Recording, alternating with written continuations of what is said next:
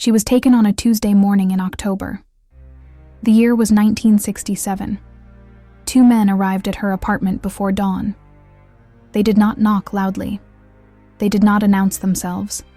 They simply opened the door with a key they should not have had, and they told her to come with them. She asked why. They did not answer. She asked where they were taking her. They told her not to speak. She looked around her apartment, at the books on the shelves, at the half-finished cup of tea on the table, at the coat she had planned to wear that day, and she understood that she might not see any of it again. She did not resist, because resistance would have been pointless, and because some part of her had been expecting this. She had worked as a translator for a cultural exchange program. Her job involved facilitating communication between visiting Soviet academics and American universities. It was legitimate work, or at least it appeared to be. But during the Cold War, legitimacy was a matter of perception, and anyone who had contact with Soviet citizens was considered a potential security risk. She had been careful. She had reported all her interactions to the appropriate authorities, and she had never done anything that could be considered espionage. But that did not matter, because suspicion was enough, and once suspicion attached itself to a person, facts became irrelevant. The men drove her to a building she did not recognize. It was not a police station. It was not a courthouse. It was an unmarked facility in an area of the city she rarely visited. They took her inside.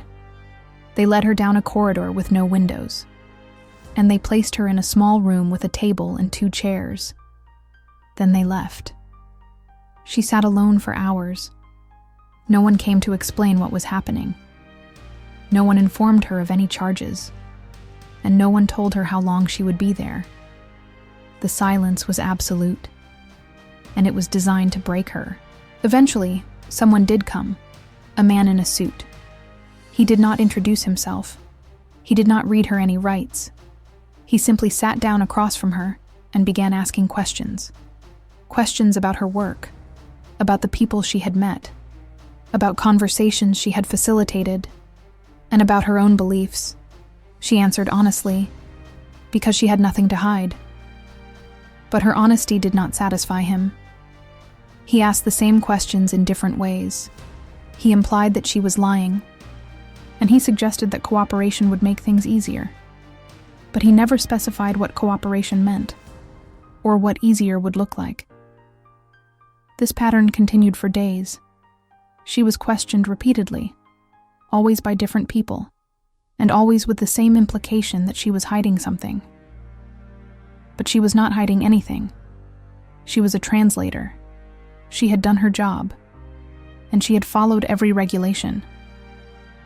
But the people questioning her did not care about regulations. They cared about perception. And the perception was that anyone with her level of contact with Soviet citizens must be compromised. So they kept questioning her. And she kept answering. And nothing changed. She was not formally charged. There was no arraignment, no bail hearing, no legal representation. She asked for a lawyer multiple times, and each time she was told that she did not need one, that this was not a criminal matter, that it was a security review, and that once the review was complete, she would be released. But the review never seemed to progress. Days turned into weeks, and weeks turned into months. And she remained in detention with no clear sense of when or if it would end. The facility where she was held was designed for people like her, people who had been detained without formal charges, people who existed in a legal gray area where normal protections did not apply. There were others there. She saw them occasionally, in hallways, in common areas. But communication was not allowed, and anyone caught speaking to another detainee faced consequences. So they existed in isolation, each carrying their own confusion and fear, and each wondering if they would ever be released. The psychological impact of this detention was profound.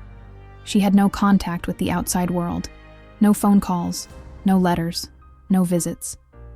Her family did not know where she was. Her employer had been told she was unavailable, and her friends had been given vague explanations about her absence. As far as official records were concerned, she had simply disappeared. And because there was no record of her arrest, there was no way for anyone to find her. She tried to maintain some sense of routine. She woke at the same time each day. She exercised in her small cell.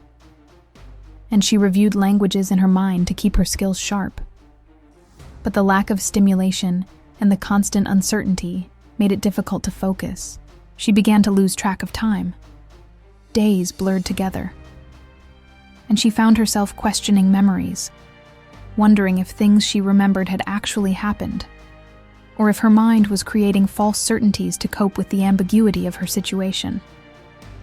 The interrogations continued, but they became less frequent, and the questions became more abstract. The interrogators seemed less interested in specific information and more interested in assessing her psychological state.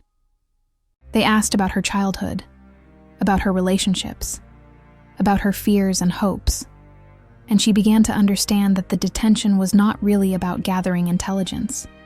It was about control, about demonstrating that the state had the power to remove someone from society without explanation, and that resistance was futile.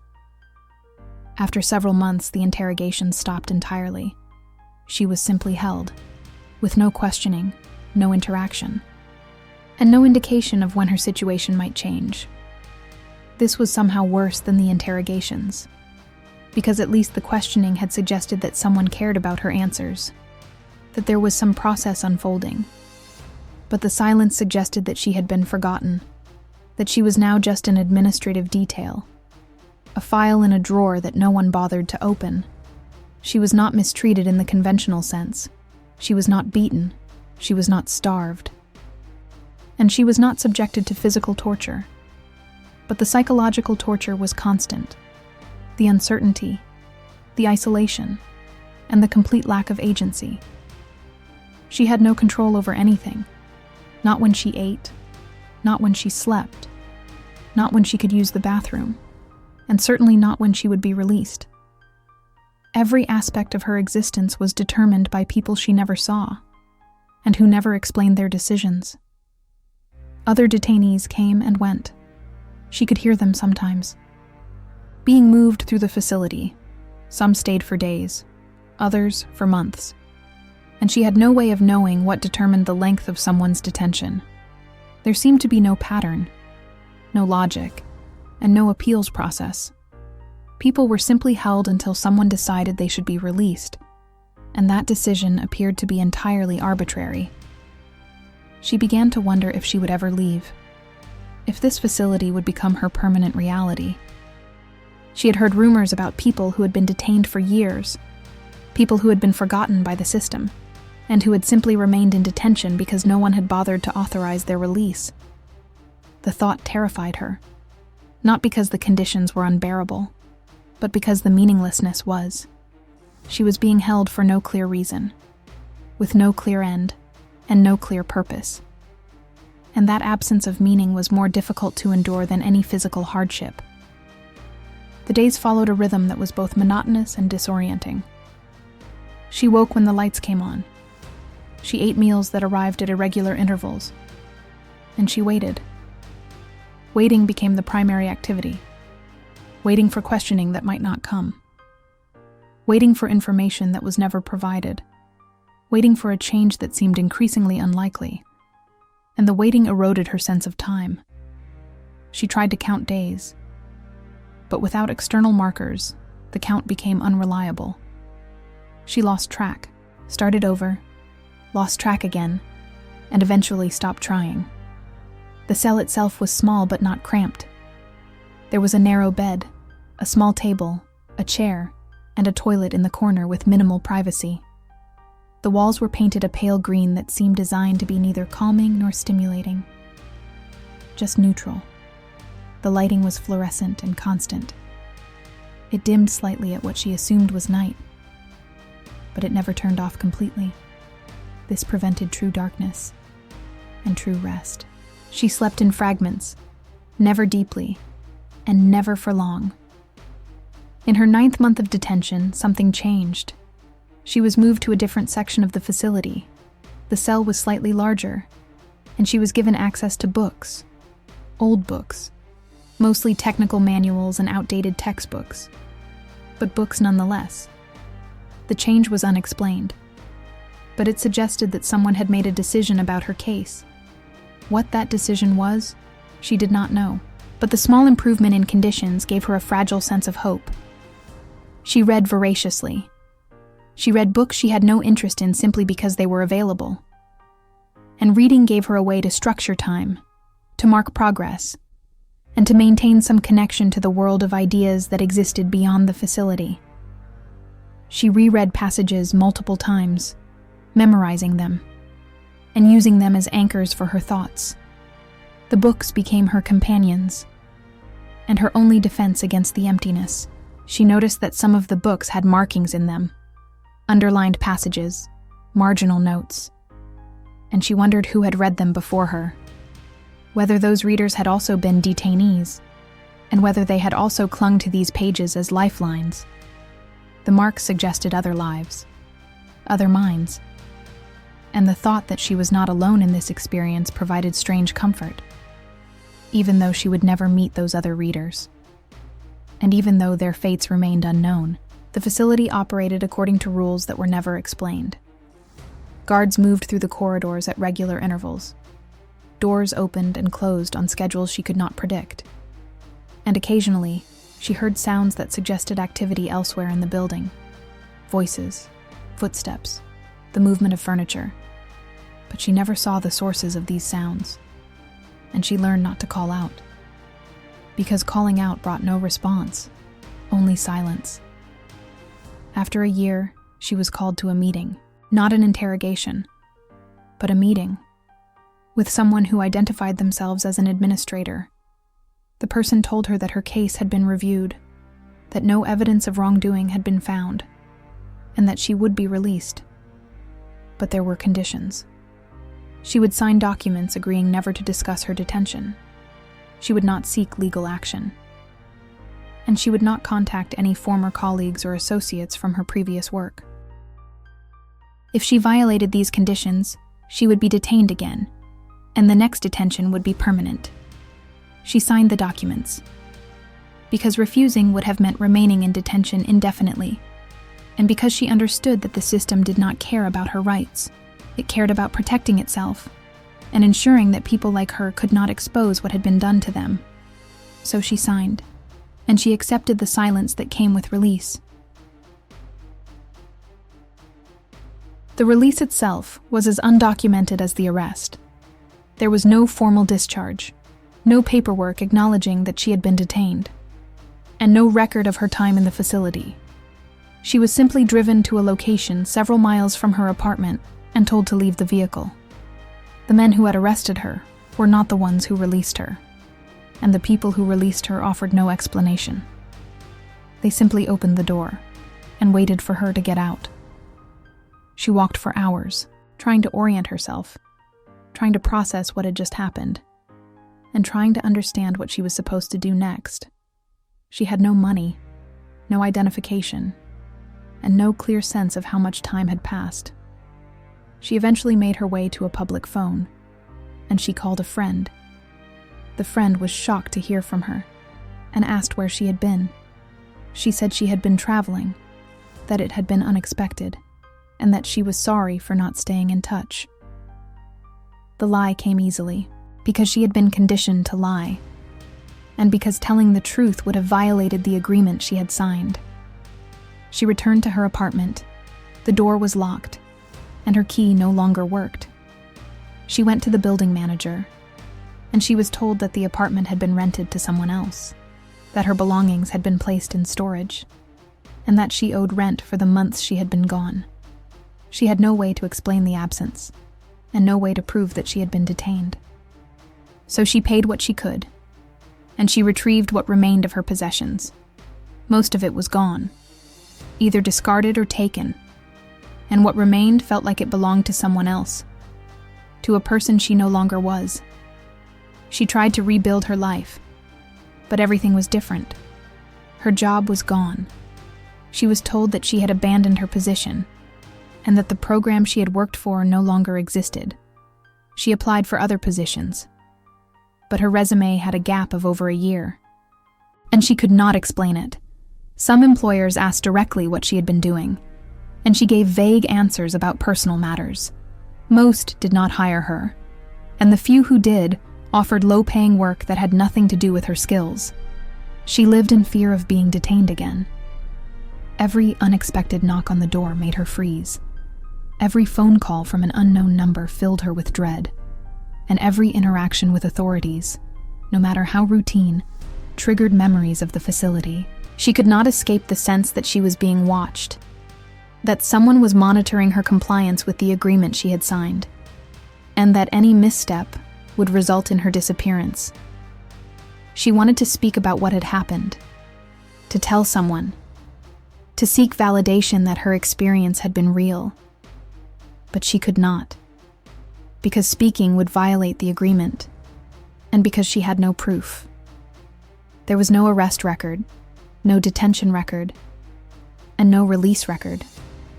Legally, she had never been in that facility, and anyone she told would have no reason to believe her. She would sound paranoid, delusional, and she would draw attention that could lead to further consequences. She tried to contact other people who might have been detained in similar circumstances, but she had no way of identifying them. The facility had been designed to prevent connection, to ensure that detainees remained isolated even after release. And the culture of fear that surrounded these detentions meant that even if others existed, they would not speak. They would remain silent, just as she was required to remain silent. The isolation of post-release life was in some ways worse than the isolation of detention. In the facility, her isolation had been externally imposed. She had been physically separated from the world. But after release, the isolation was psychological. She was surrounded by people, but she could not connect with them, because she could not share the central experience that had defined her recent life. And without being able to share that experience, all other interactions felt superficial, meaningless. She tried to resume normal activities. She went to movies. She attended concerts. She joined a book club. But everything felt hollow. She sat in theaters and could not focus on the screen. She listened to music and heard only noise. She discussed books and felt like she was reading from a script, because part of her was still in that cell, still waiting for an explanation, still trying to understand why she had been taken and why she had been released, and the lack of answers prevented her from fully returning to the world. Years passed. The Cold War continued, and she watched as public discourse focused on threats and security, on the need for vigilance, and on the dangers posed by foreign influence. But no one discussed the people who had been detained without cause, who had been held without trial, and who had been released without acknowledgment, because those people did not officially exist, and their stories could not be told. She developed chronic health problems, anxiety, insomnia, and a hypervigilance that never fully subsided. She sought therapy, but she could not tell the therapist what had happened, because that would violate the agreement, so she described symptoms without context. And the therapist prescribed medication, but medication could not address the root cause, which was the trauma of being erased, of existing in a space where law and protection did not apply, and of knowing that it could happen again at any time. In the 1980s, she read about glasnost, about the opening of Soviet archives, and about revelations of past abuses. She wondered if similar revelations would occur in her own country, if the facilities like the one where she had been held would be acknowledged, and if the people who had been detained would finally be recognized. But that did not happen.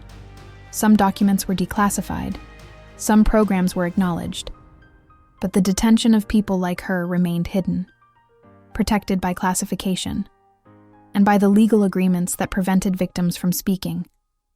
She tried writing about her experience, not for publication, but for herself, to create some record that her detention had been real, She wrote in fragments, describing the cell, the interrogations, the waiting, and she hid the pages, because even private documentation felt dangerous, like evidence that could be used against her. But the act of writing helped. It gave shape to memories that otherwise felt too diffuse to grasp, and it provided a form of witness, even if the only witness was herself. She grew old. Her health declined, and she found herself thinking more and more about the year she had lost, about the person she had been before the arrest, and about the person she might have become if it had not happened. She had lived her entire life in the shadow of that detention, unable to speak about it, unable to process it fully, and unable to seek any form of justice or recognition. The silence had defined her existence, and it would continue to define her until the end. She wondered sometimes about the men who had arrested her, whether they remembered her, whether they had arrested many others like her, and whether they ever questioned what they had done. She imagined they had not, that for them, it had been routine, a task assigned, a task completed, and then forgotten. Because that was how systems worked. Individual actions were absorbed into bureaucratic processes, and individual responsibility disappeared. She also wondered about the administrator who had authorized her release. What had prompted that decision? Had new information come to light? Had someone intervened on her behalf? Or had she simply been held long enough that releasing her seemed safe? She would never know, because the system did not provide explanations. It only issued directives, and those directives were final. In her final years, she lived alone in a small apartment. She had outlived most of her friends, and she had never married. The detention had made intimate relationships impossible. How could she share a life with someone when she could not share the truth about herself? So she had remained alone, and the solitude had become familiar, almost comfortable, because it required no deception. When she died, there was no obituary that mentioned the detention, no acknowledgment of what she had endured, and no record that could be consulted by historians or researchers. Her story existed only in her own memory, and in the sealed files of a facility that officially did not exist. The people who had detained her had moved on. Some had retired, some had died, and some had simply forgotten. Because for them, she had been one case among many, an administrative matter, not a person. But she had been a person. She had been someone with a life, with ambitions, with relationships, and with rights that should have protected her. But those rights had been suspended, not through any legal process, but through the exercise of power that did not require justification. And the result was a year of her life that never officially happened, and a lifetime of silence that could never be broken. The pages she had written were found after her death, by someone sorting through her belongings, but they made no sense to the reader. They seemed like fiction or delusion, and they were discarded, because without context, they were meaningless, and the context had died with her. There was no file to request. No release date existed. Legally, she had never been there, but she had been. She had spent a year in a facility designed to hold people without acknowledgement, and she had spent the rest of her life living with the consequences. She was arrested in silence, and she was never officially released. She simply ceased to exist in one context, and reappeared in another, with no explanation, no documentation, and no acknowledgement of what had been taken from her.